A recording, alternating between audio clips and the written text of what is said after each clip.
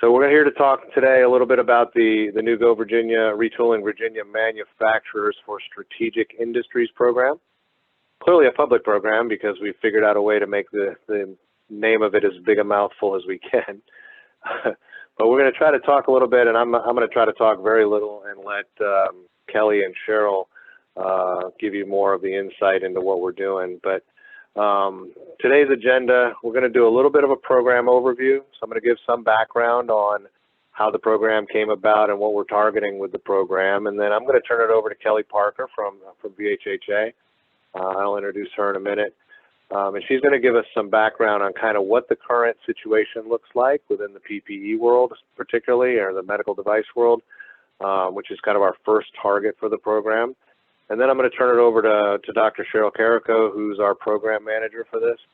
And she's going to talk a little bit about the next steps and how you would get involved with the program if you're interested in participating. And then we'll leave it up for questions at the end. So for those of you who aren't familiar with GENEDGE, I did want to give a little preface about who we are, just so we're clear. We are the best public resource in the state to help manufacturing, engineering, and technology businesses innovate, compete, and grow. And we are a political subdivision, so yes, I work for the state. I'm from the Commonwealth, and I'm here to help. So we're here to help you out. We are really, while we walk and talk like consultants, we provide management and technology consulting services as a part of our core competency. We really are economic developers at heart, and we're part of a national network as well under the Department of Commerce, funded through the National Institute of Standards and Technology, NIST, called the Manufacturing Extension Program. You'll often hear that called the NIST MEP program. Every state and Puerto Rico has an affiliate, and we are that affiliate for that national program for the state of Virginia. And so what we're really about is helping to develop manufacturing technology companies, make them more competitive by providing different kinds of services and resources to help them be able to improve what they're trying to do. We do that through a variety of direct employees, but we also use an extensive network of third-party providers, most of them small businesses in the Commonwealth as well, to help companies achieve their objectives. I'd like to give a quick kind of program overview. I'm not going to spend a lot of time. I think maybe you've probably been able to see some of the documentation we put out in our website, but really the point of this program came about as a response to the exposed risk that we saw in the medical device and PPE supply chains as we have an over-reliance really on imported product in those supply chains. And as they became disrupted over the spring with the pandemic, it really kind of brought home what that risk looks like. So we've kind of, from the beginning, stepped in, tried to help those companies in Virginia respond to the crisis in the near term. So we worked with a lot of companies, manufacturing companies in particular, try to pivot to help produce some of the medical PPE and other products and materials that were needed to respond to the pandemic. And so really, that kind of highlighted for us what that supply chain risk overall looks like. And I think everybody's kind of aware that we have not just medical PPE, but other supply chains as well that are at risk from a similar kinds of reliance on imported products and the potential for a disruption. So if, for instance, in this case, China was shut down or China was redirecting most of their needs internally, it was very difficult then for American consumers to get the products they needed. And we have risks in not only the PPE and medical device area, but also in other strategic industries as well. So as we started to respond to this, we were approached by Go Virginia Region 1, who came to us and said, hey, could you help us put together a program for responding to be able to pivot to this in the longer term? So not only just taking advantage of the near-term needs caused by that supply chain disruption, but also pivoting to building some of that production capacity here within the state of Virginia. And as we looked at it, we also had some funding that came from NIST MEP through the CARES Act to help respond to COVID. And so we were able to kind of put those together and actually, with Go Virginia Region 1's help, create a statewide Go Virginia program, the Virginia Manufacturers, Retooling Virginia Manufacturers for Strategic Industries program. It's the first statewide Go Virginia program that's ever had all 9 regions sign on to it. So for those of you who are familiar with Go Virginia as an economic developer, they have 9 planning regions from across the state, each one with its own regional board, and all 9 regional boards have endorsed and signed on to this project and are part of the project going forward.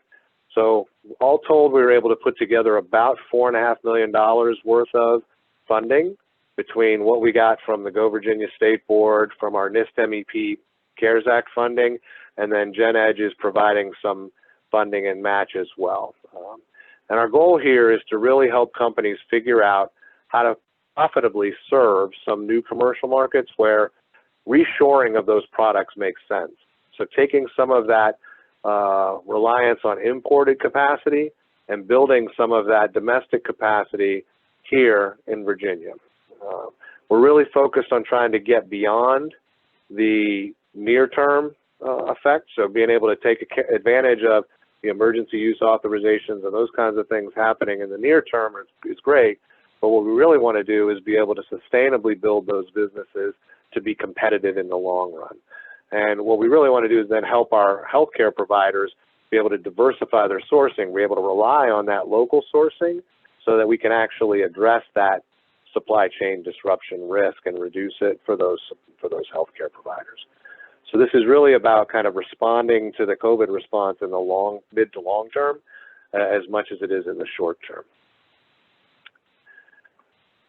Through the grant, we've agreed to serve, we're targeting 50 companies.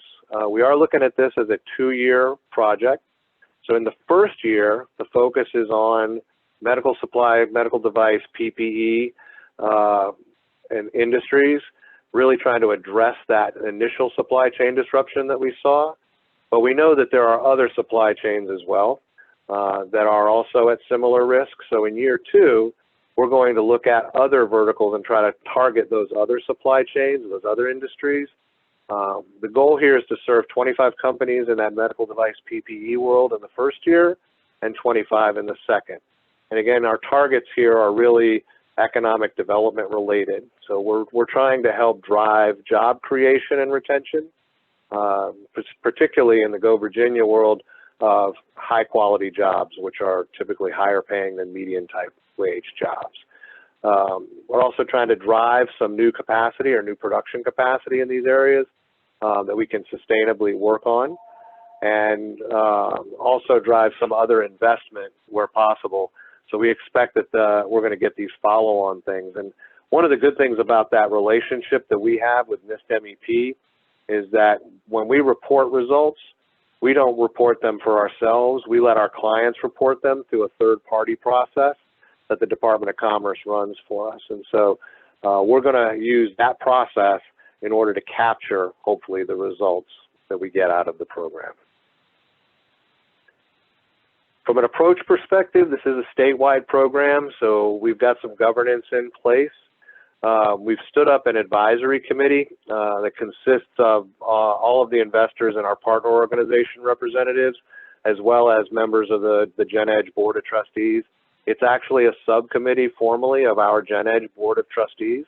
As I said earlier, we're a political subdivision of the Commonwealth, and so we have a board that oversees our fiscal and management on a regular basis. That board has stood up a subcommittee that consists of 3 members from our board as well as members from each of those Go Virginia planning regions that are supporting the project. And our key partners, VMA, BDP, and VHA are also participating in that. I think Rick Galliano is on the line as well. He is the chair of that board, and they have regular monthly meetings which are public and publicized on our website. Dr. Cheryl Carrico is our program manager. She's really the one that is driving most of the work that's going on.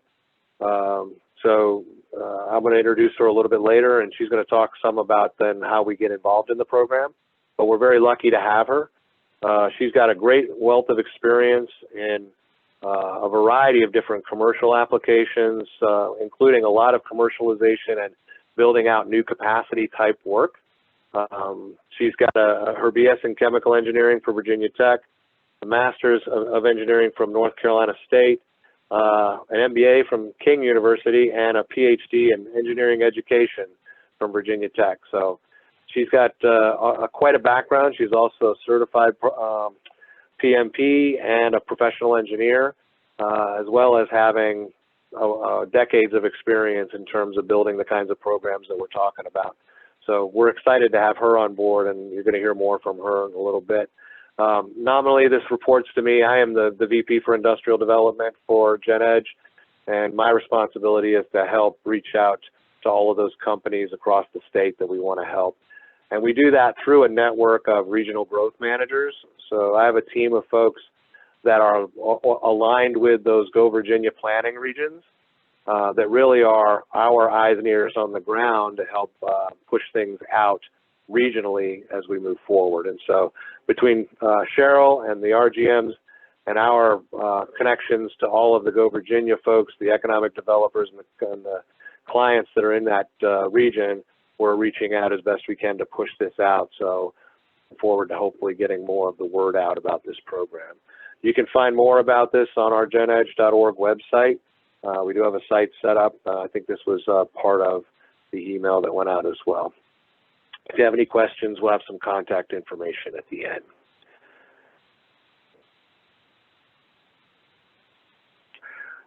So I'm going to check here. I think we've got some questions in the chat. I may take a look at those.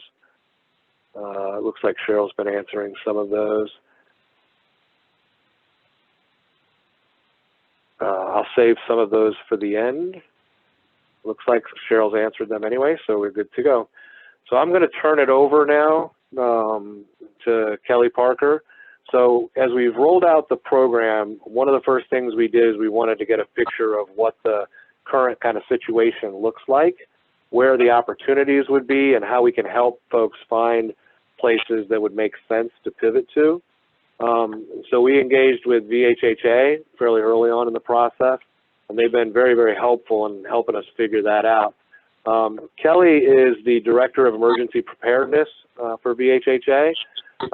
She has quite a wealth of public health and public health emergency management experience. Previous to that role, she was the State Hospital Preparedness Coordinator for the Virginia Department of Health. And in her current role, she really has responsibility for the Virginia Healthcare Emergency Management Program, involving administering a variety of different grants, including several COVID-related grants. And she's really led the COVID-19 response for VHA and its member organizations. And they're really bridging the gap between the private and public sector response. And so since we've been started on this process, we've been engaged with Kelly and her folks, and they've done a great job with helping us. So I'm going to turn it over to Kelly and let her give you kind of a feel for where we think some of the opportunities in the future may lie. Kelly? Great, thank you so much, Dean. Give me a second here. I'm going to share my screen and make sure that you all can. I'm going to stop sharing. Are you all able to see the PowerPoint? Awesome. So thank you all so much for having me today. Again, my name is Kelly Parker, as Dean mentioned, with the Virginia Hospital and Healthcare Association. My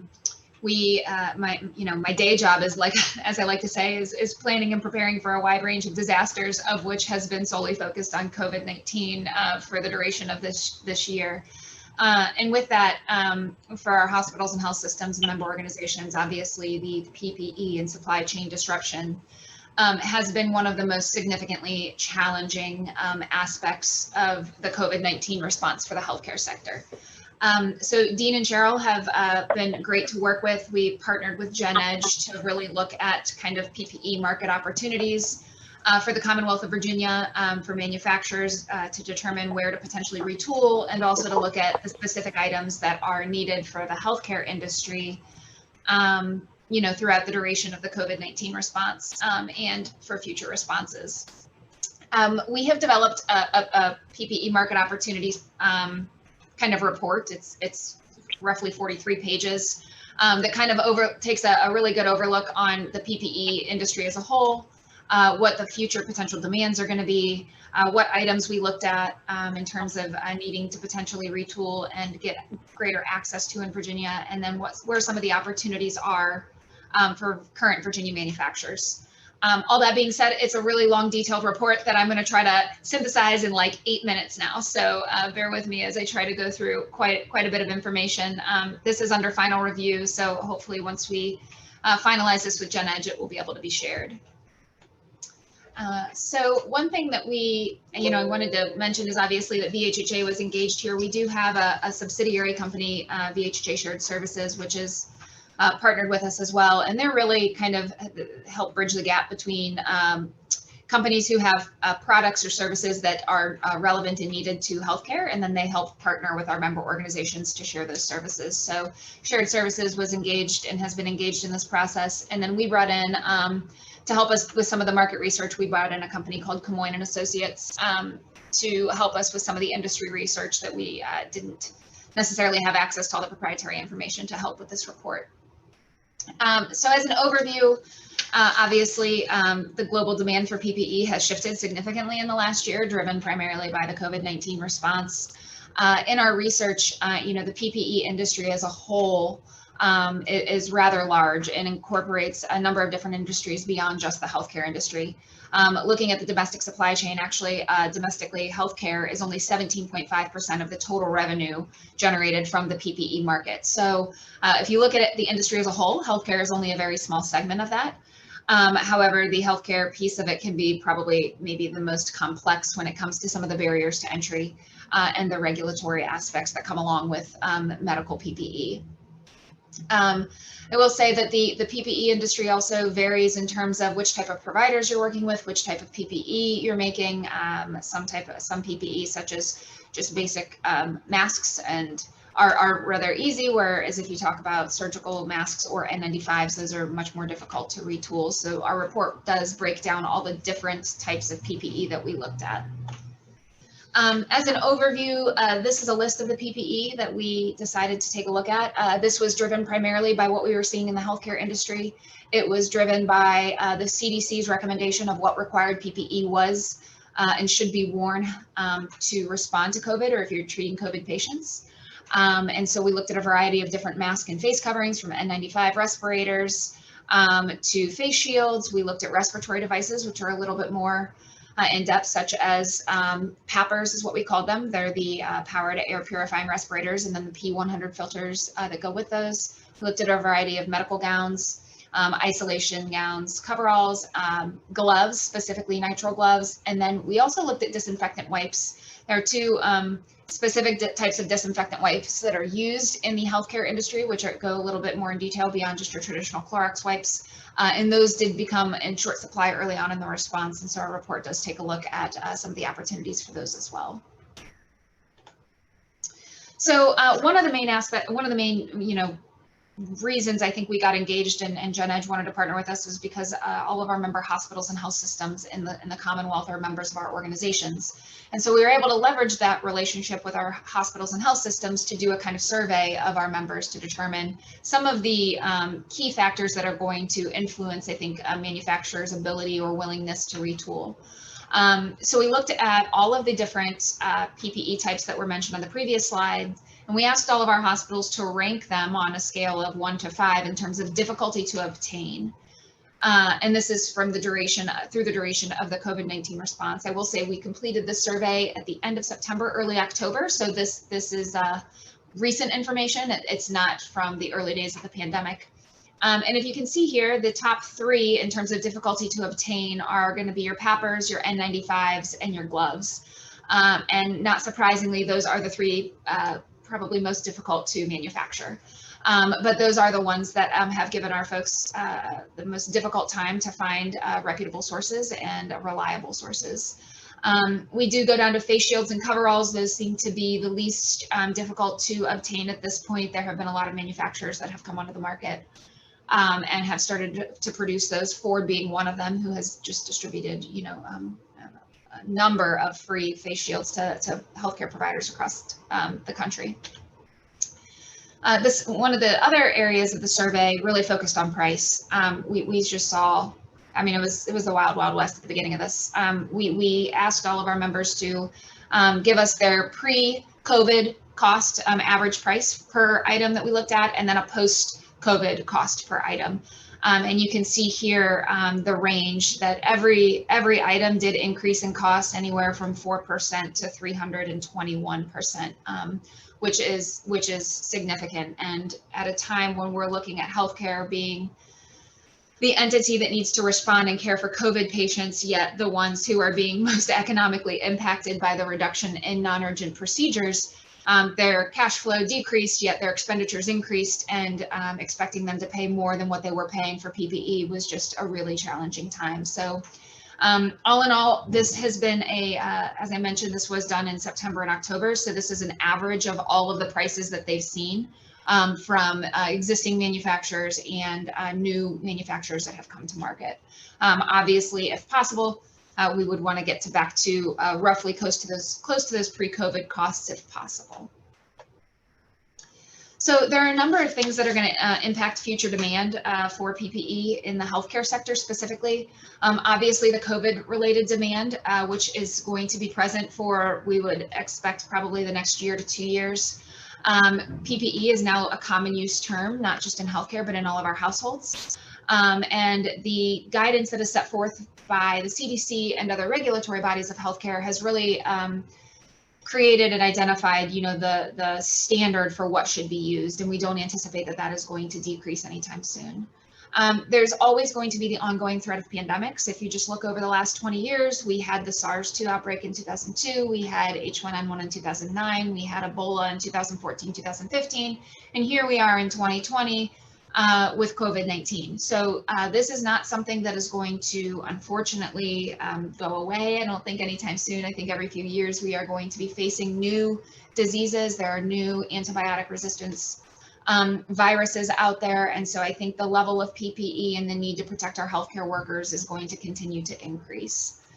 Other healthcare demand factors are that healthcare is increasing. We have an aging population. We have a growing population, and the need for healthcare is always going to be there. So we are continuing to see rapid increase in the number of services provided. And as there are continued threats, a variety of healthcare providers are going to need access to PPE. But then there's also the non-healthcare demand factors. Currently, obviously, in a COVID environment, and especially in Virginia, we have certain regulations that require masking. And that applies to everybody beyond just healthcare. So as I mentioned, I think it's 17.5% of the industry is actually the domestic healthcare supply chain in the PPE industry. So you have other industries such as construction, manufacturing, and mining who also use varying levels of PPE that are going to continue to need PPE in the future and have likely been impacted by the supply chain disruptions that we've seen. So one thing to mention with all of this is that while healthcare is only 17.5% of the market, it's probably the most complicated. The report that we have developed really gives a good overview in terms of the differing types of healthcare entities across the state. We range from small community critical access hospitals to very, very massive integrated health systems, very large level 1 trauma centers. And that's just the healthcare hospital and health system perspective. That doesn't include all of our ancillary providers, such as dentists and outpatient providers and primary care physicians and long-term care facilities, assisted living facilities, ambulatory surgery centers, who are now also required to follow these same PPE type regulations and while they're treating patients that they really weren't used to before. And so that is one major complication to the supply chain that we've seen throughout COVID-19. The other issues or challenges, I would say, around healthcare is the regulation aspect, which is going to be a big barrier to entry for manufacturers looking to retool, but also the supply chain and how it works in healthcare. We traditionally think of manufacturers getting their input of supplies. You create your PPE, you either sell it to a wholesaler, and then it goes to healthcare providers. But for the healthcare industry, we have this organization called GPOs, which are group purchasing organizations.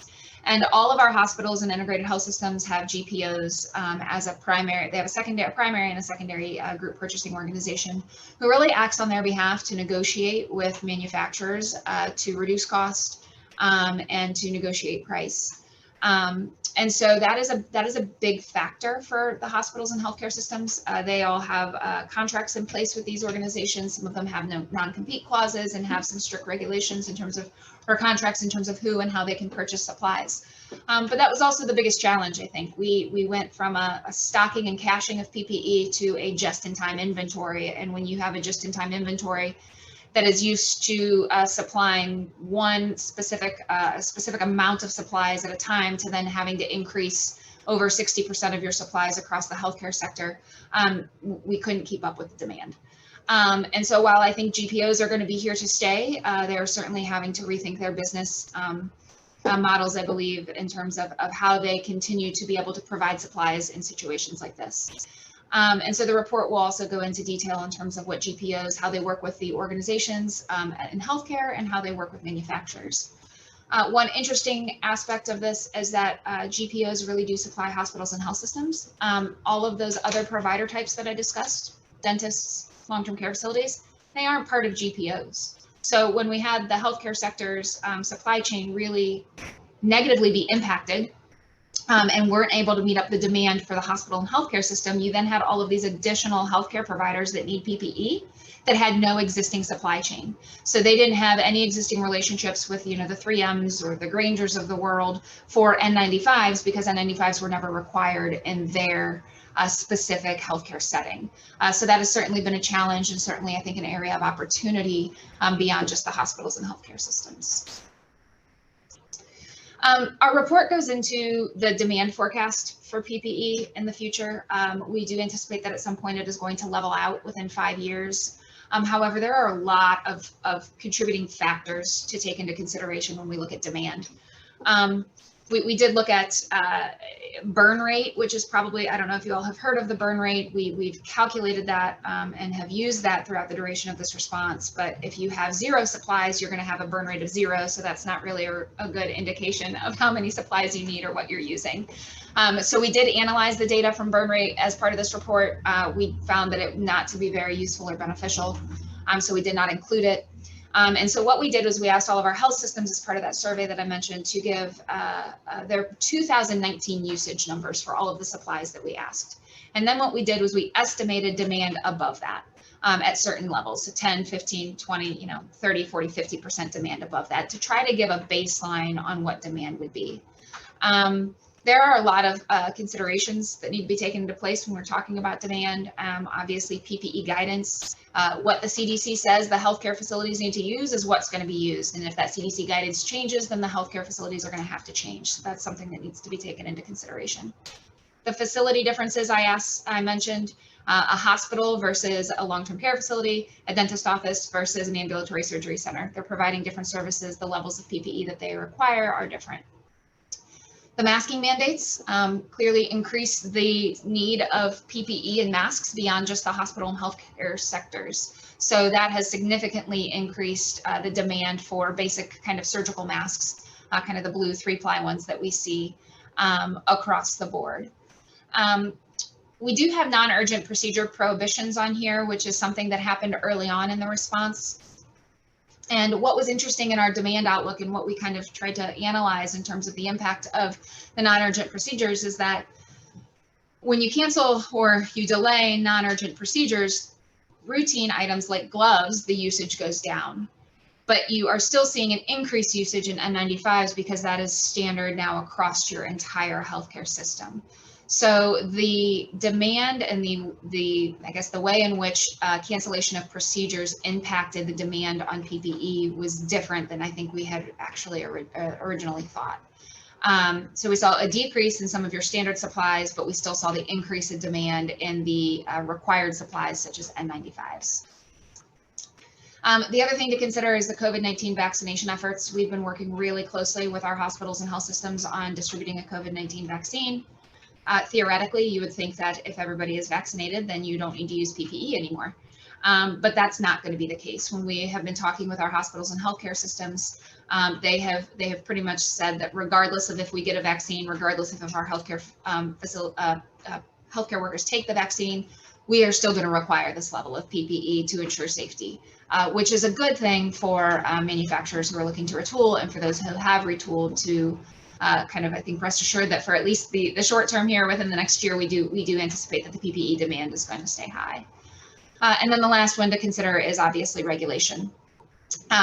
For specific items such as N95s and 3-ply surgical masks, level 3, they obviously come with a level of regulation and approval either through the FDA or CDC and NIOSH, which can take a bit of time, but is also very, very reliant on the healthcare system. And the healthcare systems will, and hospitals and healthcare systems will typically only use products that have been approved through either an emergency use authorization or through the FDA, CDC, NIOSH. So depending on what level of PPE you're looking to retool, certainly the regulation aspect could be challenging, could be time consuming, but is something that is necessary to ensure that your product is suitable for the healthcare industry. The last part of the report that I'll go into, it goes into quite a pretty big detail, is looking at the PPE manufacturing in Virginia and looking at the areas in which certain industries could retool. There are few PPE related manufacturing industries to date that are concentrated within Virginia. However, there are a number of different industries that could easily retool to produce certain PPE types. And so the report really looks at the differing PPE types, the industries that could easily, potentially, based off of either raw materials or current industries they operate in, could retool their manufacturing lines to produce one or more types of PPEs. I will say that, obviously the significantly difficult ones are your gloves and are your N95s. Nitrile gloves are probably the most difficult ones to retool. However, probably the most, I would say, the most needed ones to retool. There's one major manufacturer globally who supplies the entire world with nitrile gloves, and we've had some issues in that industry, and that's not something that is solely related to COVID-19. And so we would estimate that that is probably the most vulnerable long-term supply chain PPE type to date. I believe that is all I have. So Dean and Cheryl, I'll turn it back over to you, and I suppose we'll take questions at the end. Perfect. Thank you very much, Kelly.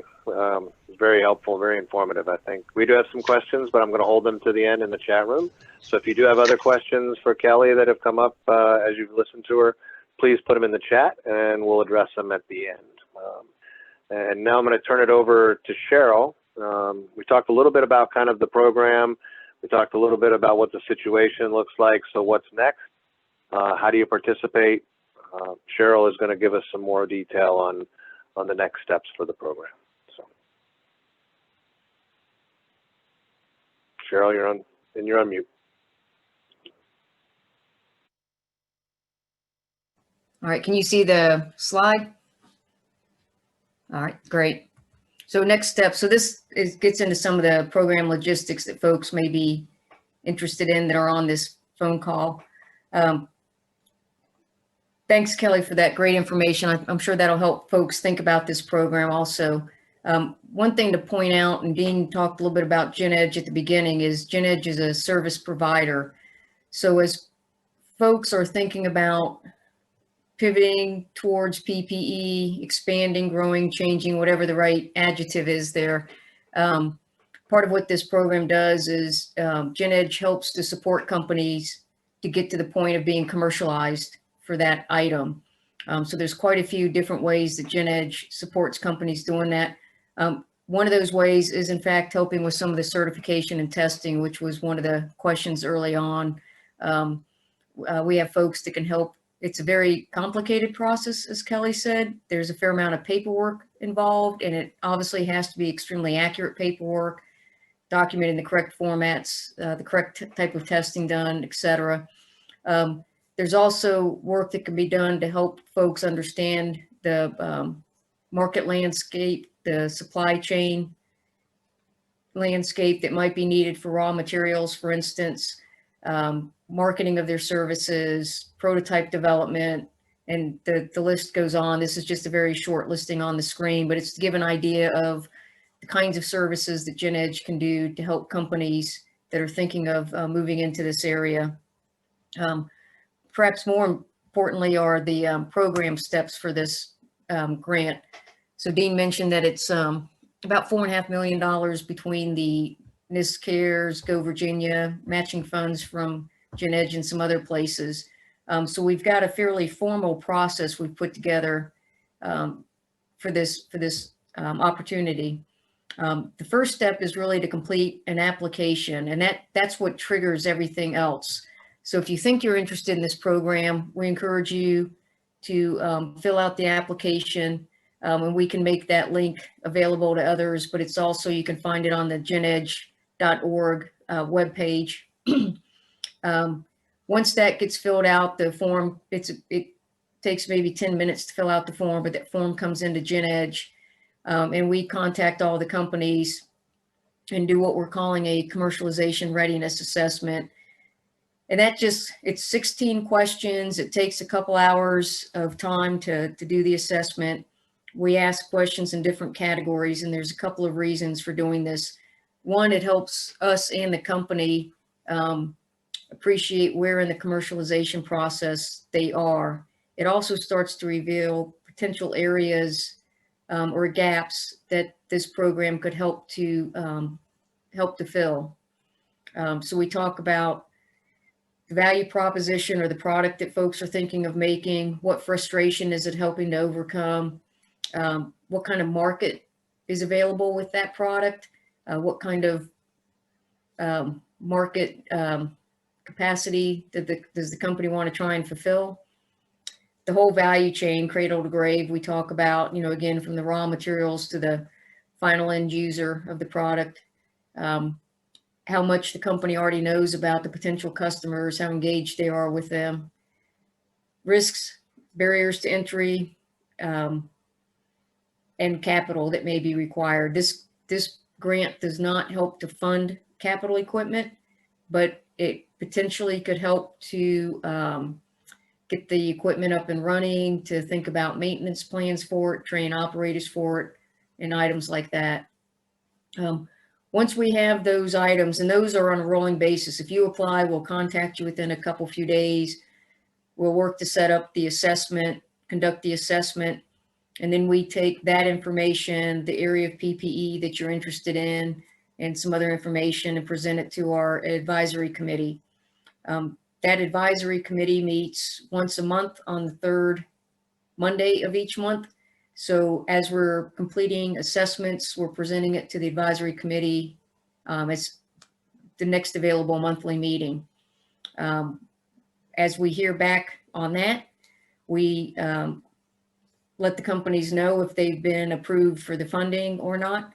And then we start working with the different clients. So the companies that are accepted, we've worked out a two-phase process with them. The first one is to more in-depthly work out the commercialization planning, right? Because we want companies to be successful. We're not looking for companies to potentially get into this market and then realize that there's, we've overlooked something in the commercialization. So this first phase really maps out the commercialization plan, the business plan, strengths, weaknesses, gaps, etc. And that really starts to allow us and the company to determine where can we best help, which of our services are best aligned with what's needed by that company, what's the timing of those services, what's the priority of each of these different items. And then our phase two actually dives into and does those items that we all agreed to in phase one of the project. And that's the gist of how the program's set up. So it starts with the application. We contact you, set up the assessment. That takes a couple of hours. There's no cost for the assessment. We go in and do that. And then based on the outcome from the advisory committee, the approved companies, and as Dean said earlier, we're planning on 25 companies for this first year, this phase one PPE effort, to then work through these two phases with each of those 25 companies. So that's just a real quick on the procedural aspects of this program. And I think that brings us to the questions, Dean. I think so. Thank you, Cheryl. I think appreciate both Kelly and Cheryl providing a great deal of input.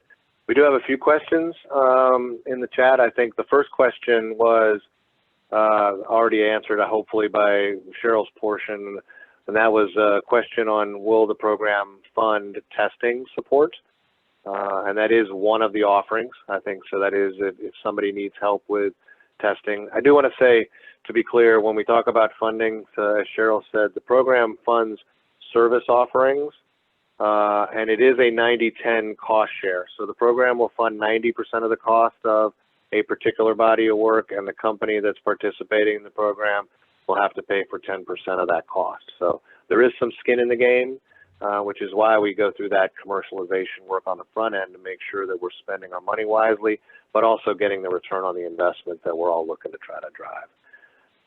So the short answer was yes, and I think Cheryl spoke to that. If we have any more questions on that, chime in on the chat and we'll address it. Jay from EIT has a question on what we're looking for in phase 2. So in the first year, we're primarily focused on medical device PPE industries, but we will be broadening that for phase 2. At this point, we don't know what that next look is going to be. The advisory committee that I spoke about will make that decision. We have worked with, or in the process of working with, the Virginia Manufacturers Association and some others to do research on where some of those potential opportunities will be. And so they will provide that feedback in probably the spring timeframe. I would look for it in February, March timeframe, so that as we go into the spring of next year, we can prepare for the second year of the program and where we want to target. So more to follow, but it will be based off of where we think some of those strategic industries are, but also where we think the strength in Virginia would best play. And so we'll be kind of looking at that research, and the advisory committee and Rick and his folks will make that decision really on where do we want to target in the second year of the program. So for now, that's why I didn't focus much on it, but for now we're going to be focused on the medical device and PPE side. So, question was, Kelly's presentation be available after today's call? Certainly, yes, I can send it over to you all to share. And I will say, I would expect that once Kelly's, the full report is out, we will also publicize that and put that out, so you'll get even more detail. But we can share back all the slides from today. So I will send those out to everybody who participated on the call today. Kelly, here's a question. What should manufacturers expect from GPOs going forward? Certainly. So I think you can expect that GPOs are going to be a major player in the game, especially as it relates to hospitals and integrated health systems. I think right now it's estimated 95% of all hospitals have at least one primary GPO as their main purchasing organization, and they make roughly 72% of their purchases through their GPO.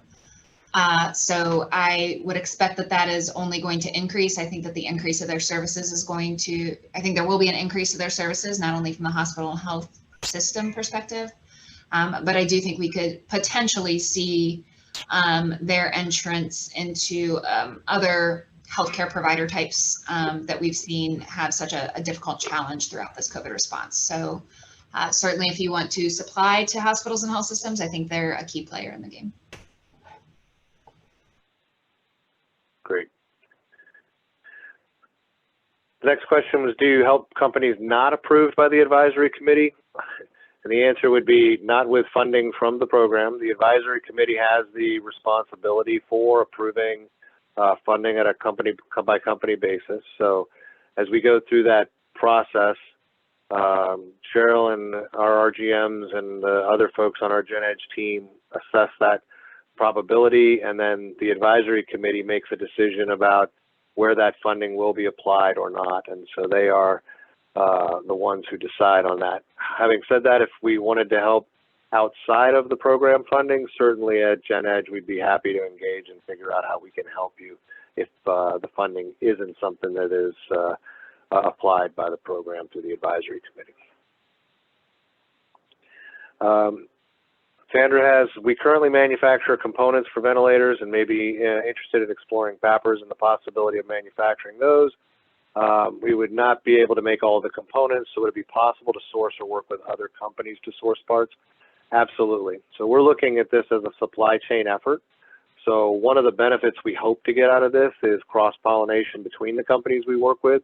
So we're not as much interested in just everybody working individually as we are being able to build relationships with companies and build supply chains that ultimately create that capacity here in the state. So, Cheryl, I don't know if you want to add any more to that. I don't.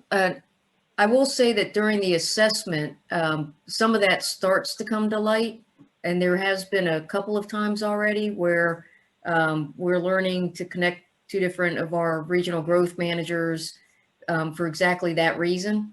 We've had one instance where we've reached into a different state's MEP group because they were able to help.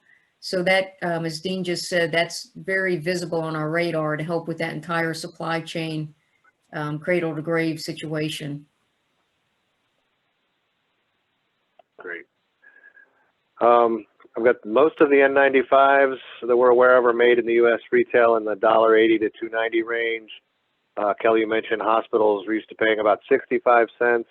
Are hospitals willing to pay more for a made in the USA manufacturer? Yes and no.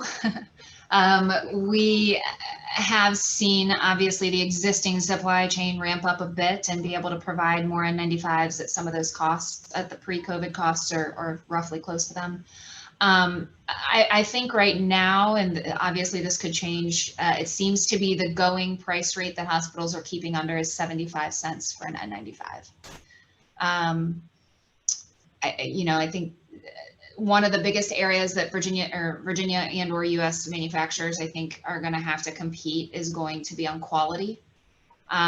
We have seen obviously why manufacturing left is because we couldn't compete on price. So I think it's going to have to be a mix of both to be successful.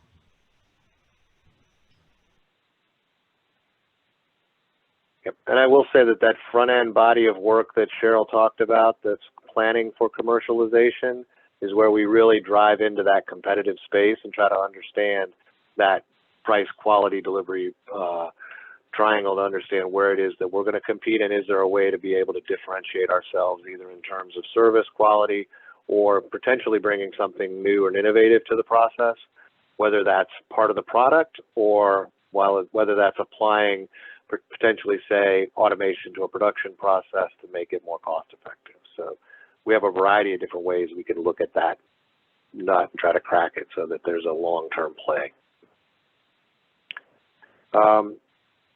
Next question, Kelly, is hand sanitizer on the list of short supply items? It is not. It was initially a short supply item early on in the response. However, there were a number of organizations, distilleries, breweries, et cetera, that retooled to quickly produce hand sanitizers. So we actually, I think, have more donated hand sanitizer right now than we know what to do with. But we did include some of the germicidal wipes, which are a challenge. One thing, Dean, this is Amy. Containers for producing, the small containers for hand sanitizer, those are kind of in short supply. Okay. Nikki Swain asks, how long approximately does the process take for a program application to be approved or denied? Cheryl? That depends on the timing of your application due to the timing of the advisory committee meetings. As best we can, when somebody applies, we're trying to have a mutually agreed upon meeting time for the assessment that I talked about. It does run, a couple hours minimum, up 2 to 3 hours. So coordinating with companies to fit into their schedule can take a few days sometimes.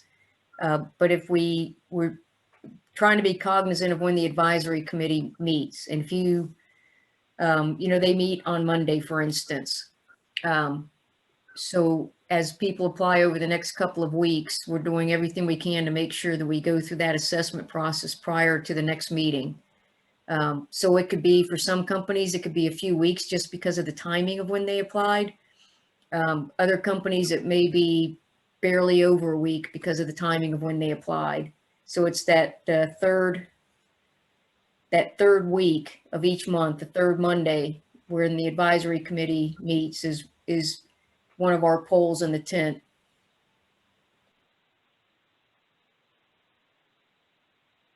Great. There's a question from David. Can Virginia steer GPOs to work with Virginia manufacturers? Kelly, I'll throw that to you. I don't know if I can answer that one. Majority of the GPOs are certainly very large national companies. So, you know, if there can be something done at the legislative aspect, I'm not sure. That's not my area of expertise. Certainly we will do everything we can to continue to steer them that direction, but I'm not entirely sure. They are private businesses at the end of the day, right? Yeah. Part of my job is trying to navigate the private and public partnership, and let me tell you, that's it's challenging and fun at times, but that's one that's difficult. Well, it is one of the reasons. I know, Kelly, you spoke about having the shared services group that works directly with hospitals and GPOs. So that is one of the benefits, I think, for having VHHA involved in this effort. And one of the benefits we hope to provide to the companies in here is some ability to generate some relationships with those GPOs and to drive some of that demand. So remains to be seen, but I think there is some opportunity there, but I don't know.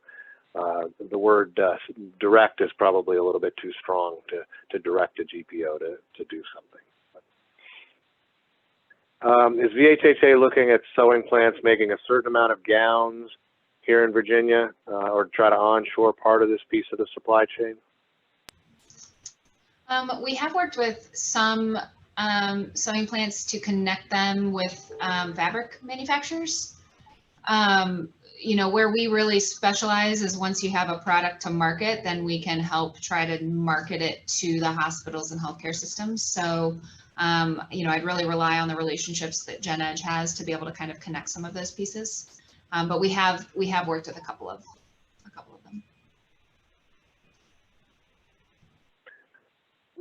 There's a question of a contract manufacturer in the medical space typically selling to OEM medical device manufacturers rather than hospitals. Is there a distribution network or is most of this direct sales to hospitals?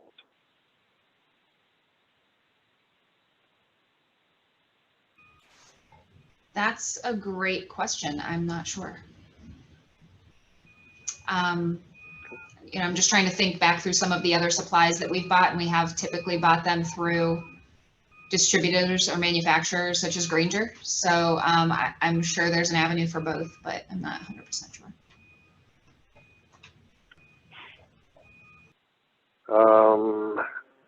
Looks like there's some folks making connections on parts. That's a good thing.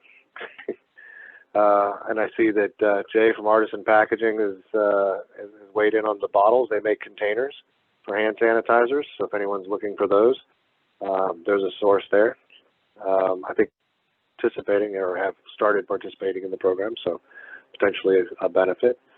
And I think those are all the questions. So if anyone has any other questions, would like to chime in, feel free now to ask a question if I missed it. Dean? Yes, David? Yeah, just a real quick question for you. Is there any way that maybe all of the different manufacturers that are on the call could contact information from each other so we can know and maybe learn what each other's capabilities are? Because there could be some partnerships, as you already cited, that could come out of this that could be beneficial for all of us. It's a good question. I can go through all of the participants today, and I guess the question would be if everyone is comfortable sharing their contact information with everyone else on the call today. So if anyone is not comfortable, if they could email me and let me know that, I will hold their information back. But if you could, I will try to get that out to everybody that was on the call this week. There's another place as well. If you go to supplychain.genedge.org, we also have a connection, a portal there for folks to try to connect with each other, specifically around the PPE medical device supply chain. So there's an opportunity there also to look for contacts, as well as sources potentially of partnerships or other supply. So if you have things that you'd like to offer to that industry, that's a good place to kind of put your contact information out there or to search for others. You can, when you register in that portal, search as both a looking for sources of supply or as a supplier looking to get your word out, either way. There's also some other information, and that is where the application form for this program resides as well. So again, that's supplychain.genedge.org. I'll put that in the chat. For everyone. If you go there, that's a good place to start as well, looking for partnerships.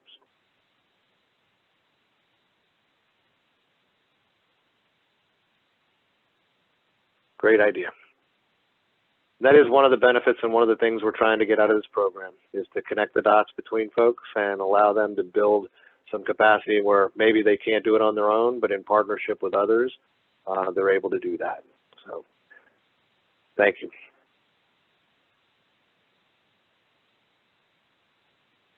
Anything else that we have missed or should cover?